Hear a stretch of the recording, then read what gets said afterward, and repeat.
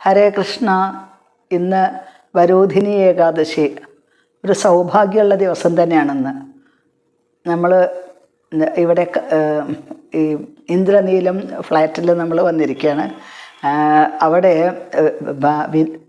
വിനോദിനി എന്താണ് വൃന്ദാവന വിലാസിനി ദേവിദാസി മാതാജി, പിന്നെ ശശി നന്ദൻ ദാസ് പ്രഭു.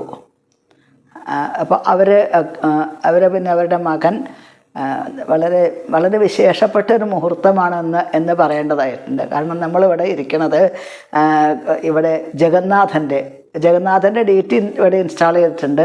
പിന്നെ ജഗന്നാഥൻ്റെ യഥാർത്ഥ സാക്ഷാൽ ജഗന്നാഥൻ്റെ കൊടിക്കുറ, അതാണ് നമ്മൾക്കിവിടെ കാണാനായിട്ട് സാധിക്കുന്നത്. അപ്പോൾ അവരുടെ പ്രത്യേകത എന്താണെന്നുണ്ടെങ്കിൽ 10 വർഷമായിട്ട് അവർ പുരി മഹാരാജൻ്റെ പ്രഥമ ശിഷ്യനായിട്ടുള്ള ഭക്തി കമല ഗോവിന്ദ ഗോസ്വാമിയുടെ ഡിസൈപ്പിൾസായിട്ട് അവർ ഭഗവാന്റെ വളരെ സീരിയസ് ആയിട്ട് ഭഗവാനെ സേവിച്ചു കൊണ്ടിരിക്കുന്നു. അപ്പോൾ വളരെ സിമ്പിളാണ് അവർ എന്നുണ്ടെങ്കിലും അവരുടെ സേവ വളരെ സീരിയസ് ആയിട്ടുള്ള സേവയാണ്. പ്രഭു വർക്ക് ചെയ്തുകൊണ്ടിരിക്കുന്നു. മകൻ നിധിൻ ആണ് മകനും പഠിച്ചുകൊണ്ടിരിക്കുന്നു, ജോലിയാവാറായിട്ടുണ്ട്.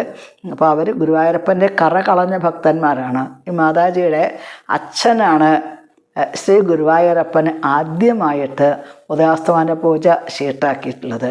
അപ്പോൾ ആദ്യത്തെ ഉദയാസ്തമന പൂജ ഓഫറിങ് മാതാജിയുടെ അച്ഛൻ്റെ വകയായിരുന്നു. അങ്ങനെ ഒരു പ്രത്യേകതയും കൂടിയുണ്ട്.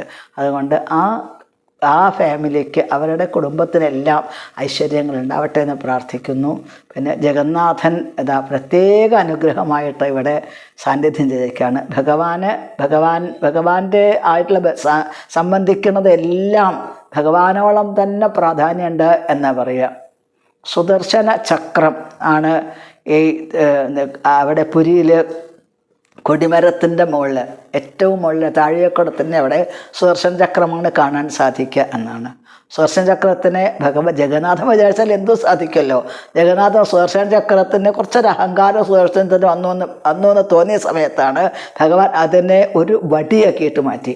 അതിനുശേഷം സുദർശനം ഭഗവാൻ ഒരുപാട് കരഞ്ഞ് കാല് പിടിച്ച് പ്രാർത്ഥിച്ചതിന് ശേഷമാണ് ഭഗവാൻ പറഞ്ഞു, എന്നാൽ പിന്നെ എൻ്റെ ആ താഴികക്കുടത്തിൻ്റെ മുകളിലായിട്ട് നിന്നോളൂ എന്ന് പറയുകയാണ്. അങ്ങനെയാണ് സുദർശന ചക്രം ആണ് അവിടെ ആ കൊടിമരത്തിൻ്റെ, അതായത് താഴെക്കുടത്തിൻ്റെ മുകളിൽ സാന്നിധ്യം ചെയ്യണത്. അവിടെയുള്ള ആ കൊടി ആണ് നമ്മൾക്കിവിടെ കാണാനായിട്ട് സാധിക്കുന്നത്. ഭഗവാൻ തൻ്റെ ദിവ്യമായിട്ടുള്ള പ്രഭാവം പൊഴിച്ചുകൊണ്ട് എവിടെയും ഭഗവാൻ സാന്നിധ്യം ചെയ്യുന്നു.